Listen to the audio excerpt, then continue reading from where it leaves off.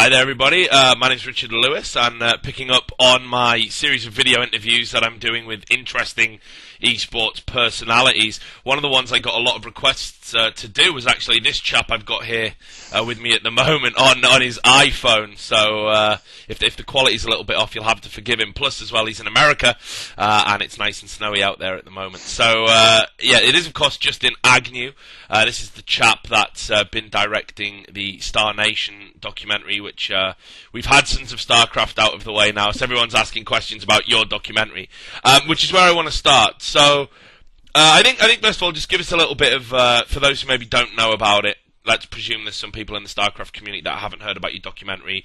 What is the documentary that you are currently in the process of finishing off? Sure, it's a project I started back in March of 2011. Pretty much found an extremely interesting subject matter. I'm a lifelong gamer myself, and I started playing StarCraft 2 for fun, just because I'm one of those guys that picks up Blizzard games and they usually make pretty good products. And eventually I found out about these guys who put up YouTube videos and get hundreds of thousands of views within a few days, and they were earning salaries off of that. And then eventually I kind of heard about pro gaming, and to me that just kind of blew my mind away. So I rented a camera. I was dirt poor. Got a Greyhound ticket up to Dallas last minute, and I couch surfed on some stranger's couch. And I put together like a little proof of concept and put it up on Kickstarter, and kind of pitched that out, and the community funded my project, and it's kind of how I got started on my way. Like originally, I'd say the project was the scope of the project was a lot smaller than what it's kind of turned into in a lot of ways. In a lot of ways, it's more focused too. But initially, it was going to be about a 6-month span of shooting that would take us into the end of MLG season 2011. But as soon as I got into the community, I kind of discovered these personalities that were kind of like archetypes that you would see in a movie, like a drama type movie. And I really saw an opportunity to really take advantage of the situation that was provided to me by the community. And I'm not trying to say that in a negative way. I'm saying this is a moment in time. This is like history happening before my eyes. Seeing StarCraft come onto the scene, seeing pro gamers come in and make salaries.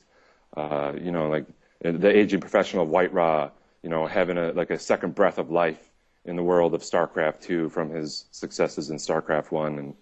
And I really wanted to capture these moments in history and tell a story that not only will connect with the people within the community of StarCraft 2, like the fans and all that, but something that would connect in a deeper, more meaningful level.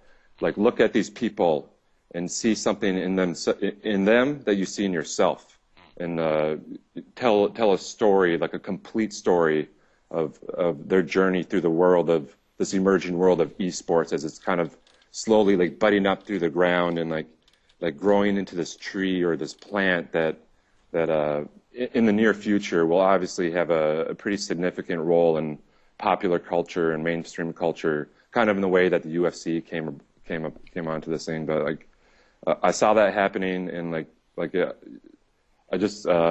I needed to get in there and tell the story and tell it the right way, and make a movie the right way too.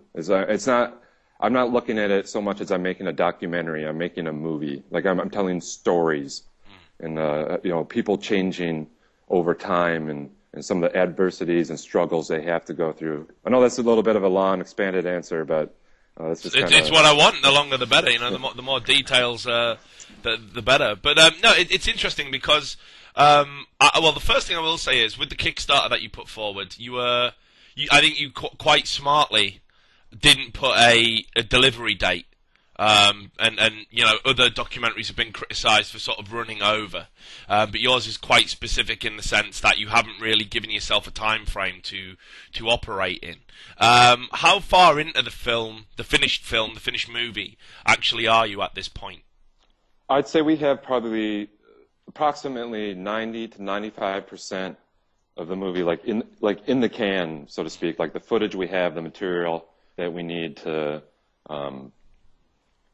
bring the story to a satisfactory ending, like a documentary, right? Like, I mean, you could just go on forever and ever and tell these stories of these people's lives. Who knows? I might end up following White Rock for another 10 years after this is done and show a different story.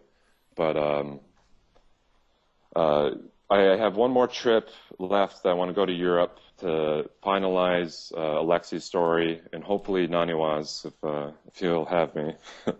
But well, it's interesting as well. I wanted to talk about some of the kind of hitches, the roadblocks you've had, because as people will probably instantly tell from this, a lot of people are going to be watching this video and thinking, man, you really went after Sons of StarCraft, but you're being nice to this Justin guy. But you did have some significant problems, and you've just mentioned one there, which was if Naniwa will have me. Can you elaborate on that? Uh-oh. Did I lose you? No, you're okay. You haven't cut out. I don't know if you caught the last question. I was just saying, can you elaborate on what you mean by that comment, if Naniwa will have you?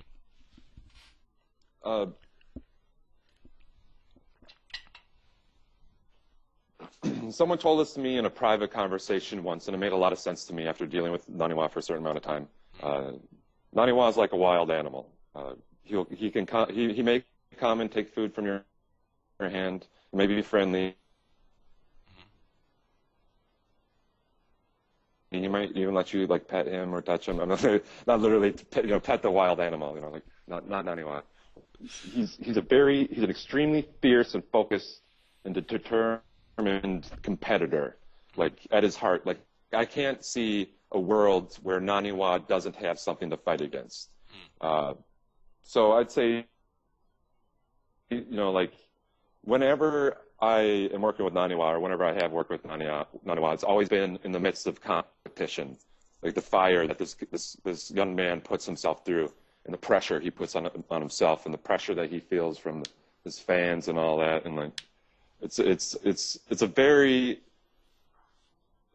difficult thing to impose yourself on the life of a pro gamer or somebody who's doing this, like becoming a distraction for him at events. And I can completely sympathize with that, and very grateful for the opportunities that I have had to work with him.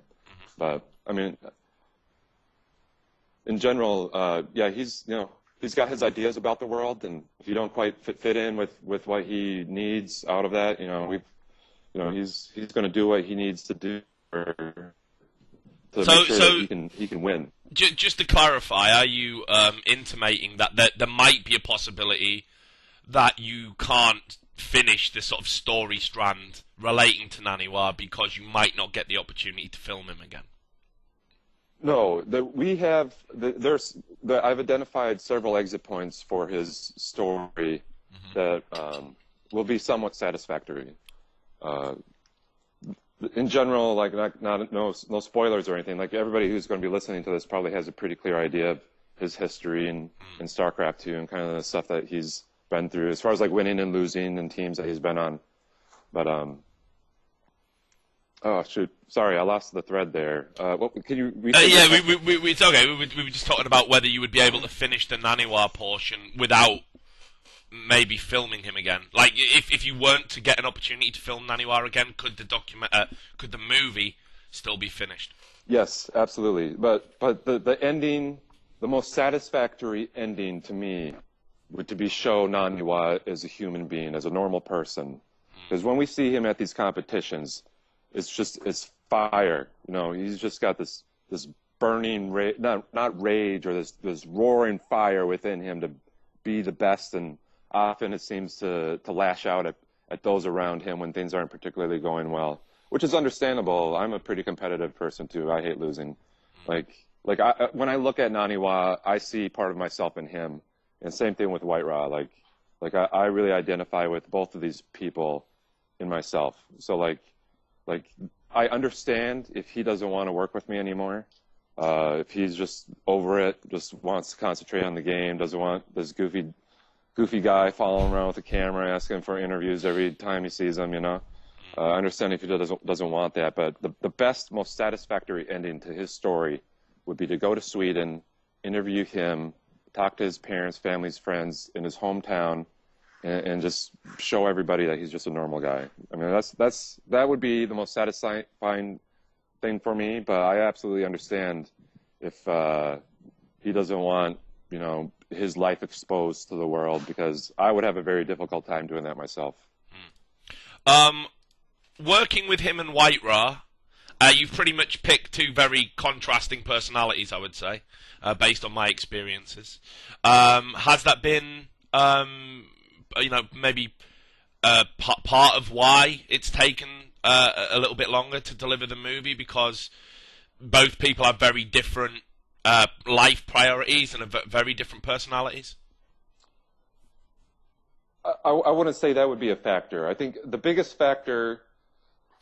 So, about a month after my Kickstarter, his funding deadline, I teamed up with a local production company.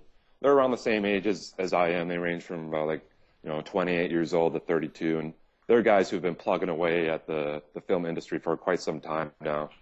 They've made a couple documentaries. DMT, the Spirit Molecule, is one that my point of contact with them, Andrew Lee, he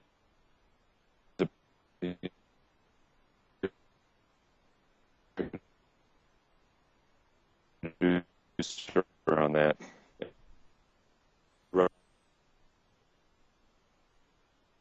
Sorry, we're getting a little bit of interference there. Sorry, I missed that last sentence. If you could repeat it for me, sorry. Sure. So these guys are experienced in documentary filmmaking in general. And the first thing that they told me when I got started is documentaries take years to make. And like in my head, I'm like, I could get this thing done in a year. I could get it done in 8 months, no problem. But the thing, like, to capture a story arc of people's lives, of this industry, like living and breathing, like you have to allow time to progress and things that happen in their life, like adversity to appear, and see how they handle it and what comes of it. This isn't like an informational documentary where we explain the world of StarCraft, we explain who White Ra and Naniwa are as people, generally, and then we show them at a tournament and it's over. Like, ultimately, the game to me doesn't matter. It's obviously important. It's the hook. It's the thing that will get people interested. But the real important thing that I would like to try and connect with from the movie to the audience would be, these are real people who, are trying to go after like something they desire very deeply. I mean, it's something that you can relate to other people too, like, getting that promotion or getting that job, getting into that school, making a family, that sort of stuff. And it's important for me to really take my time and make sure this is cooked properly and comes to a complete conclusion where it's not just a story that's told, but a story that's told in a meaningful, powerful way that goes deeper than just the surface. I think that's kind of the ultimate goal, is to really touch something inside of people where they can look at these guys and say, I see a piece of them in me. Or, like White Ra, to me, White Ra is kind of like the person I would like to be, but he also reminds me of my grandma. Like, nothing ever bothers her. It's always sees the sunny side of everything, no matter what. Her foot could get cut off by a lawnmower or whatever, and everything would be great. It would suck, but she'd get through it. And, I don't know. I'm with you. I'm just trying to get through the mental image of your grandmother having a foot cut off by a lawnmower, which that really would suck. I want to talk about the funding as well. I mean, your Kickstarter, I've got the number here. It got $23,961 pledged to you by 642 backers. But I know that you still had some funding difficulties, so much so you had to take a second job, like a nighttime job. Is that correct? Yeah, I worked about 9, 10, 11 months. I don't know. I try to forget the whole experience. But I worked. My shift started either at midnight or 4 a.m. and I worked at Target for 9 months, just enough to pay the bills. And it was one of those jobs where I didn't have the type of responsibility you need to, if you were in any other environment where I could just, go in, do my hours, zone out, and then as soon as my shift was over, I'd go into the editing room and start editing and pulling this thing together. It was tough, it was hard, but this whole thing for me has been just a matter of like a war of attrition, like just laying down tracks in front of the train as it's moving forward, shoveling in coal as fast as I can, grabbing at all the resources I can, and we got $21,000 after the fees were taken off from Kickstarter, and then through our PayPal donation site we had probably approximately like $8,500 to $9,000 come in just through private donations through our PayPal, and we've also had some like corporate sponsorship sort of stuff. SteelSeries donated 100 mouse pads and gave us some mice and stuff, and PTE Sports has sent us a bit of stuff too, and Playham, they gave us a cash sponsorship, which really helped fund our trip to Europe. And additionally, we recently got a $6,000 film production grant from the Austin Film Society, which I felt very validating to know that like experienced filmmakers looked at our package and our product that we had to show them, and they thought it'd be worthy of giving us this funding to help finish it out. And and we've sold some footage to other documentaries about the esports scene. Got a little bit of money from that, about $1,000. So. Were you surprised at how much it actually cost? Like, you've been very transparent with the numbers there, which is something not every documentary has been. Were you surprised at the sort of expenses that kept cropping up, and where did the bulk of the money go? Well, a lot of that is traveling expenses. Paying film crew was quite a bit. There was a period of time there where I was having a really rough time. And I was paid a stipend over the course of about 6 months just to live off of. So, a little bit of that money has been paid towards me. There's been equipment rentals, paying for food, travel, that sort of stuff when we're on shoots.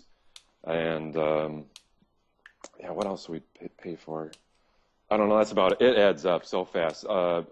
This would be considered a micro budget. Yeah. I know you kind of gave. There's a bit of hoopla over how much money Sons of StarCraft had to make their documentary. $40,000 to make a documentary is absolutely nothing. It's such a small amount of money. It's so hard to make something substantial out of that kind of funding. It's just you have to, like, I've been going through it. Like, I know what Jeff went through. Like, I really respect and admire Jeff Lejos and Tasteless and Artosis, despite the heat that they've gotten from you and others in the community. They're really decent, good people, and I don't think in any way, just to say this, I don't think in any way a lot of that criticism is fair towards them, to be honest. But that's fine. Well, no. I'm glad you brought that up, because I was going to get your opinion on it actually, because I thought who better to comment on it than someone else that's making a documentary.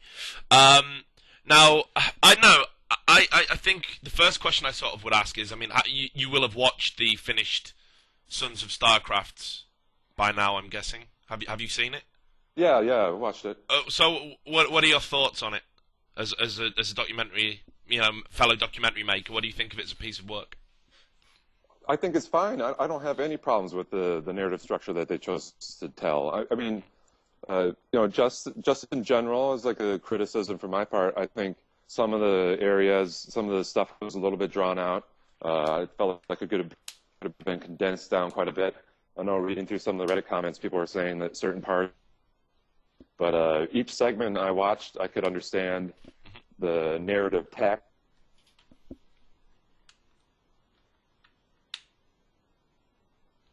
So I think you've just broke up a little bit there.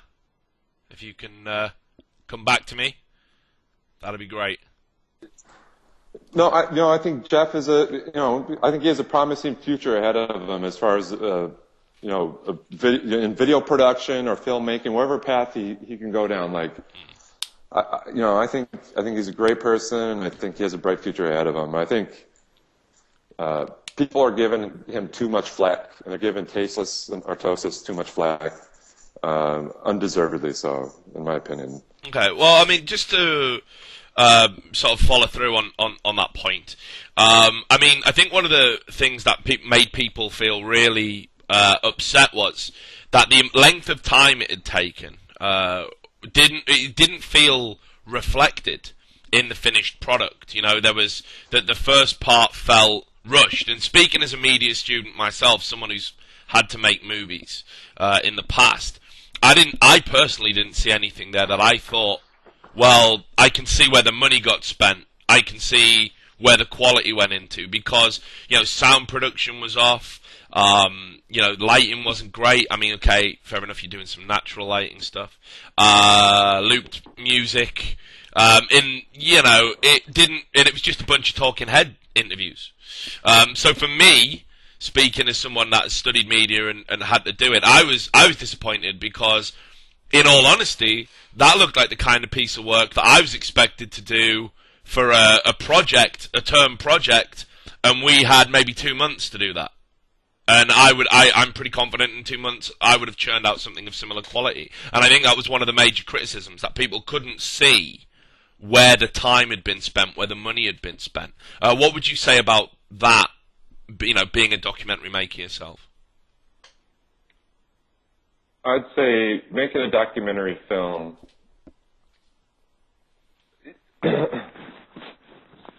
I'm kind of one of those persons that just likes to jump in the deep end and like learn how to swim. You know, I don't think I quite knew what I was getting myself into when I put that Kickstarter up. Like, I had these, like, you know, these little dreams, the delusions of grandeur, right? Yeah. Like, They'll get you. This romantic,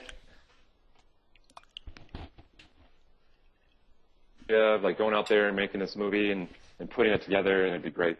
I couldn't tell you how many iterations of this movie I've already put together. You know, spent months and months editing something together and just ultimately trashing it. And just, you know, I think it's prerogative of the filmmaker to do the best of their ability. You know, do what they can do. And you know, I wasn't in the editing room with Jeff or anything like that, and I don't know. I really don't know what to say. I mean, it's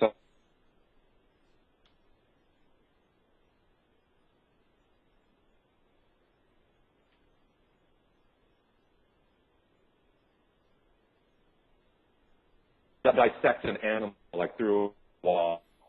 You can't put your hands through. Like, you don't know what he was going through during all that process. You don't know how that was put together, or what kind of, you know, threads he was looking for. And you know, sometimes things just don't go as well as you hope they do. And I don't think it's fair to criticize them so harshly. I don't know. I think that's kind of all I can say. And I don't know, that was just a little bit of rambling. I didn't come to a point. But No, that's okay. Rambling's good. I made a career out of rambling. That's okay. Okay, so my next question would be: you've seen the heat that Sons of StarCraft has gotten from the community. On the one hand, that could be a good thing for you, because it's probably never going to get as bad for any documentary makers that follow it up, especially if you were to make a better documentary. But on the other hand, that could be increasingly worrying for you, because we've seen people going out there and grabbing their pitchforks, and you know, maybe you're worried if you were to deliver a subpar product, people would do the same. So having seen the levels of criticism aimed at Sons of StarCraft, what are your thoughts and feelings about it? I mean, are you nervous about releasing it, or, you know, what are your thoughts and feelings? Yeah, I would say I'm anxious for it to be done. Like, I'm like the horse that, you know, sees the barn, you know, across the field or all the way across the farm or whatever, and we're riding back, and I just want to take off and run as fast as I can and get it done, get back in that barn and finish it up. But I think it's really important to really take your time and thoughtfully craft something that kind of transcends like time and place, like something that's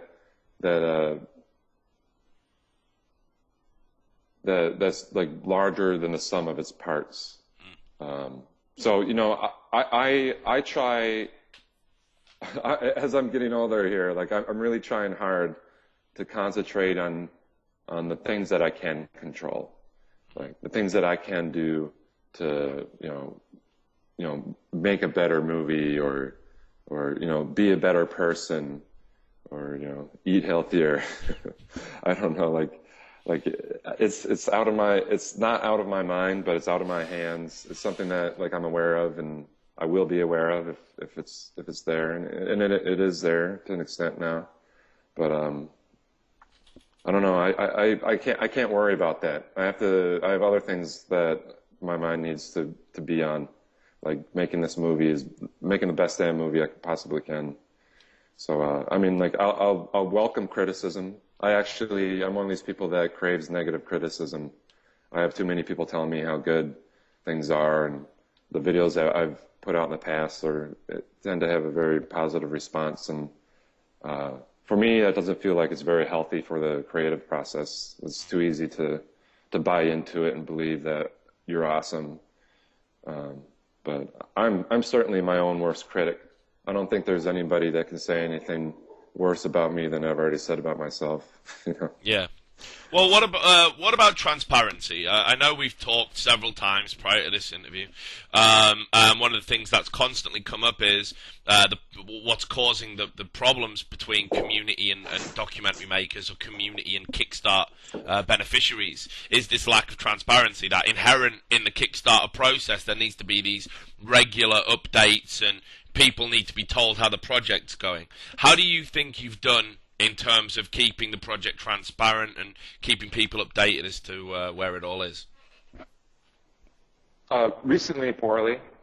In the past, I think we've been pretty good about things.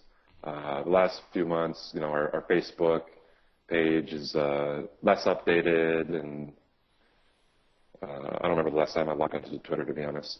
But yeah, I think I wish that was something I would be better about. But at the same time, we've been at this for as long as we have, and I feel like I just keep regurgitating myself. Like if you look through my Facebook posts or even my Kickstarter posts, say, it's almost ready, right? Like you'll know when you see a trailer out for the movie, and like I had all these great aspirations to have this thing wrapped up before the festival season this year, and I really, really tried hard to get it in a good spot where we could submit it. But ultimately, we kind of missed that window, and the story wasn't complete yet. It still isn't complete yet. But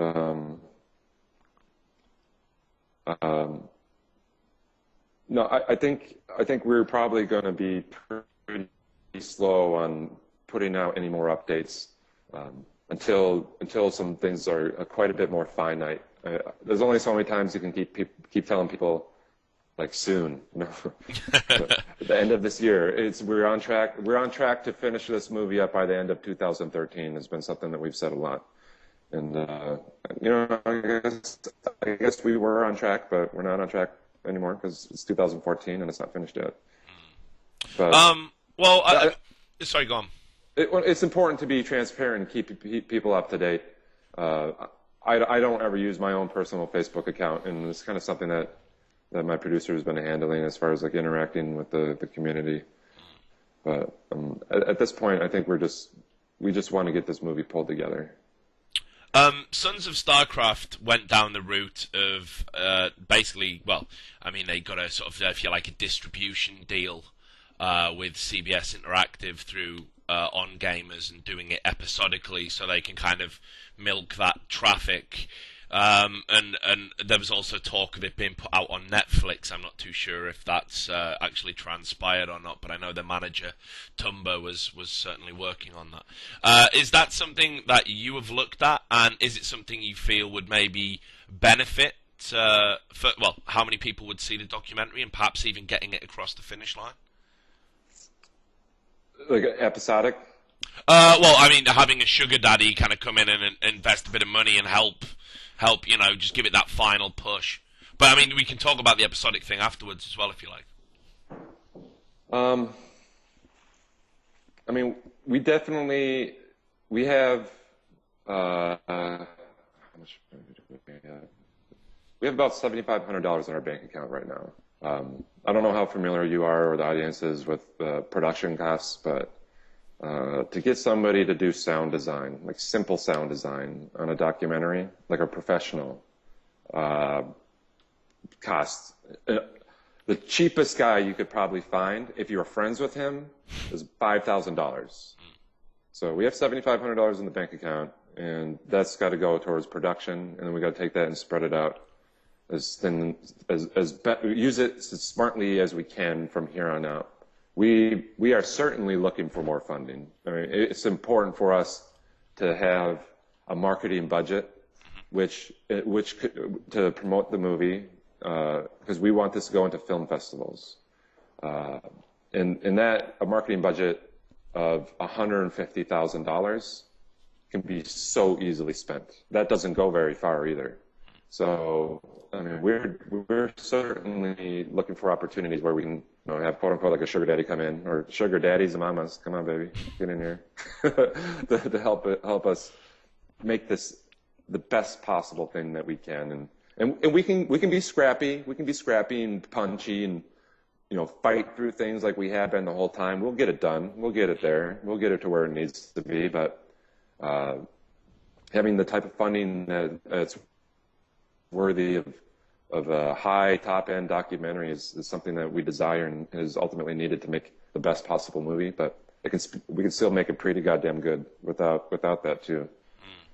I think just to follow on to the episodic question, the Sons of StarCraft thing.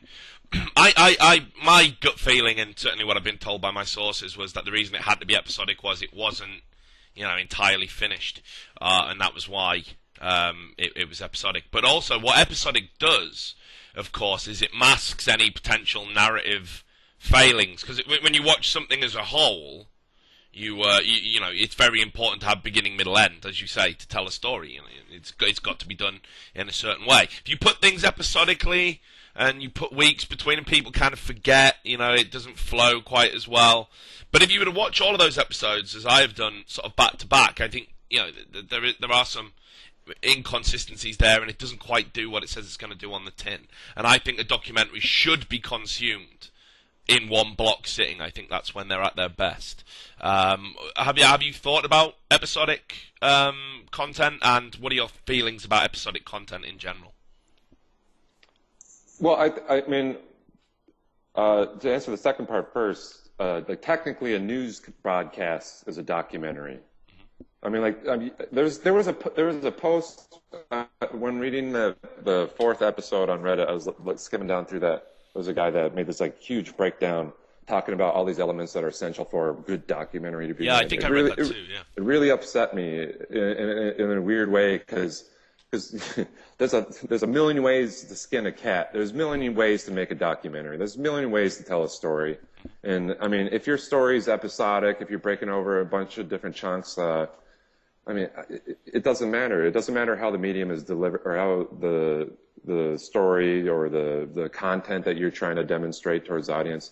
There's a lot of information that was garnered, about tasteless and artosis through that documentary, stuff that people didn't know. And I think there's, valuable insight into the lives of these personalities that's important to know, especially if you're a fan of those guys.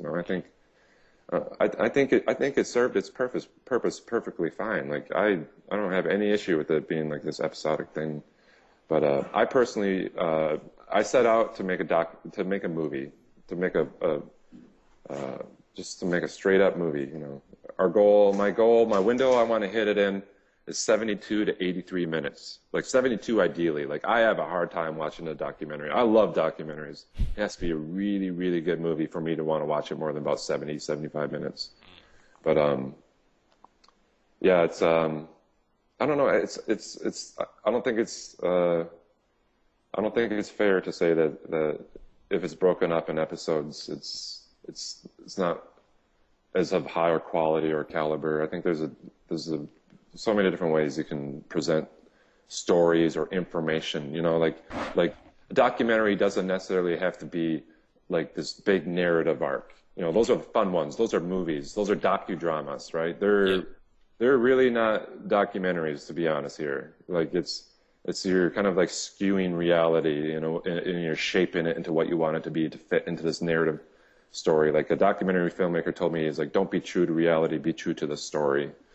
You know, and if you look at like, you know, Kinakan, Fistful of Quarters, that movie is a very good example of that. Billy Mitchell in real life, the hot sauce king with the long hair, he's a good guy. He's a good guy in real life. Nice, amicable person to go and have a conversation with. Steve Levy, on the other hand, is not in real life. But that's how the story was painted. You know, it's just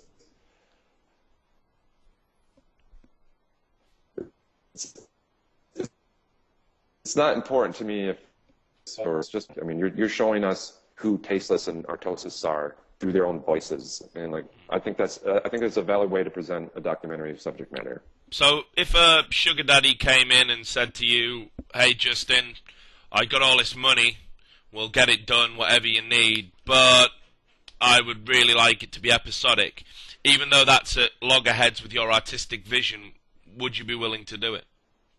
No. There we go then. That's good. No, I'm glad. That's the right answer, I think. I'm a tyrant with this thing. Like this is my baby. Like I got my fingers grasped around this thing so tightly. My deal with the production company I signed up with was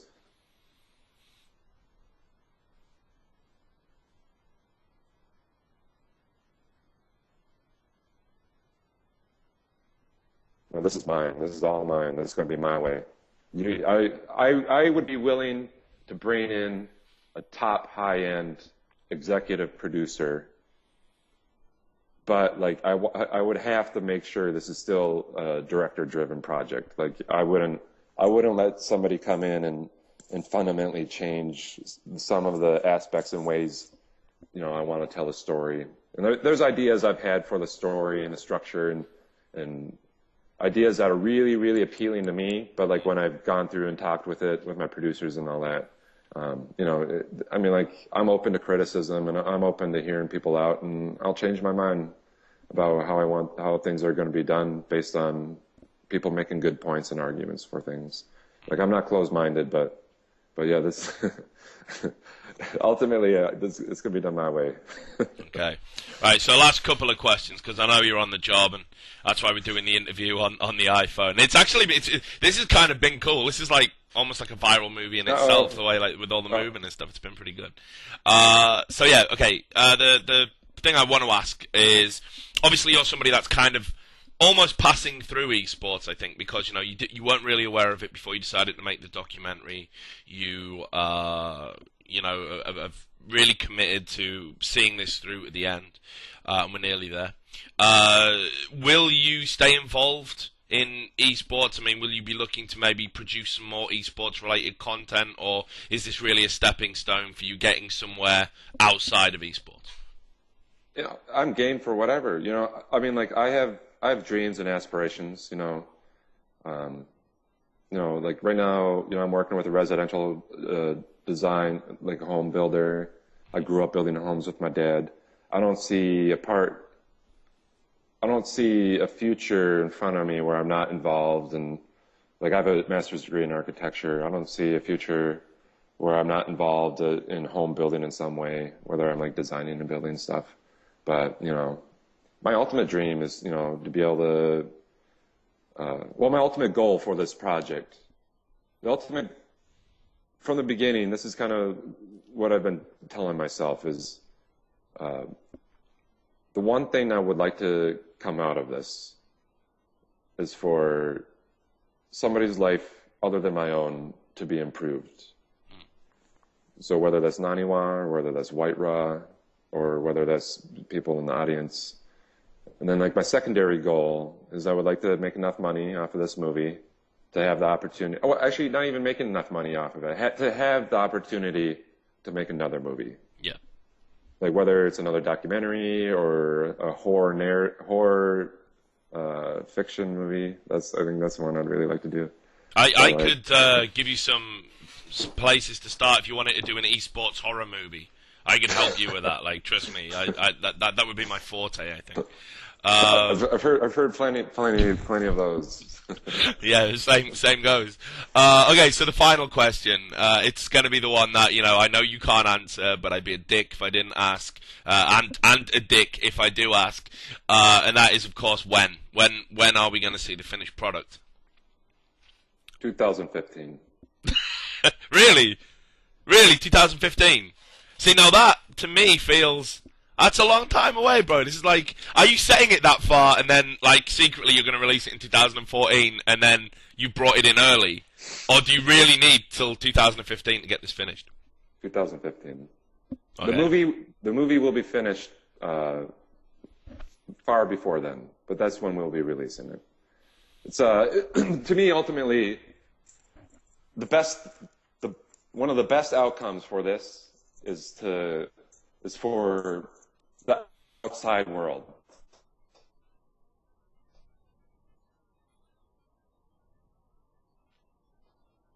Sorry, you're breaking up a little bit again. And given that this is going to be your final thought, I don't want it to. I don't want this bit to go jittery. So I'll let you repeat that last sentence. Sorry. Oh, sure. I want to give this project the best opportunity to reach as many people as possible. Like, I feel like I've been, doing this, are you a Dragon Ball Z fan? I wouldn't say I'm a fan. If I was a fan at my age, I don't know if that would be good or not, but I have seen it. I used to watch it with my little bro, so it's okay. Yeah. Like, well, I feel like I've been, building up all this energy. Like, I'm making this giant spirit bomb, right? You know what the spirit bomb is? I do know what the spirit bomb is, yes. Yeah. So, I feel like I'm doing that, and I'm going to launch it at the world. I really want this thing to go supernova. I want to hit like a fucking bolt of lightning out of nowhere and turn heads. Get people to notice esports. Get people to notice StarCraft. Get people to notice White Rod, Naniwa, Sundance, Day 9, and a plethora of other people that are involved in the project. It's like I want this to be big as possible.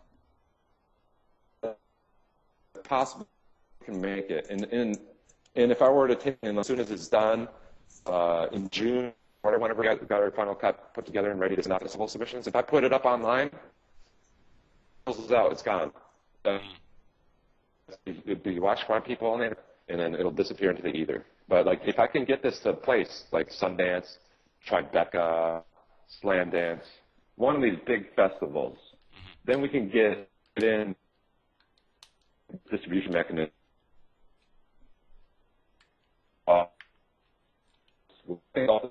That's what I would really like to happen out of this. And I know there's going to be criticism. There's always been criticism about it being outdated. But stories are not outdated. People's lives are not outdated. It's, the game, again, the game doesn't matter that much. It matters, but it really doesn't matter. It's the story of the trials and tribulations of Naniwa and White Rod. And how that connects on a greater, more meaningful level. I think that's what's important, and I want to share that with the world. And I want people to look at StarCraft because I think it's a great game. I think it's an awesome game. I think it's fun, and I love the community. I love all the people I've met. Earlier saying this guy who's like a periphery from esports, and that's very much true. I kind of view myself as Strider. I kind of come in and I've infiltrated the subculture at the highest levels. I know all these people. After BlizzCon, I went and screened the first cut of Star Nation with Michael Moran. I'm making all the right steps and let people know where the project is at and what's going on. And we had our first test screening back in October, I think. Maybe it was November. I don't really remember, but. We'll be having another test screening here coming up in about probably 3 or 4 months. And then and we're taking the right steps here. We're trying to craft something that mom and dad can relate to, and so far we've been getting some very positive feedback. So I think everything is on the right track, and I just want to make sure that this thing can go as far as it can. You know, like I want to shoot this thing. I just want to shoot it into the stars. And go see how far we can go with it. That's the ultimate goal. So if 2015 is going to be the year it's released, I've had the good fortune to watch some of the teaser footage that you kindly let me see. What's the plan in terms of marketing for 2014? Because obviously we've already talked about how updates are going to slow down to a crawl. So when can people expect to see something to give them that reminder that Star Nation's still going to be out there? Oh man, I don't know. I'm not sure. I don't know if I have a good answer for that yet. I think right now I'm just concentrating on pulling the movie together and getting that story down real tight. Okay, well, look, I'll let you get back to your working day, and sorry to bug you on your iPhone, but you know what, it's going to look interesting. I'm looking forward to putting this all together. So yeah, this is going to be my mini documentary. So we're going to have even more in common beyond this, Justin. But yeah, thanks a lot for taking the time to talk to us today, and I wish you every success with the project. All right.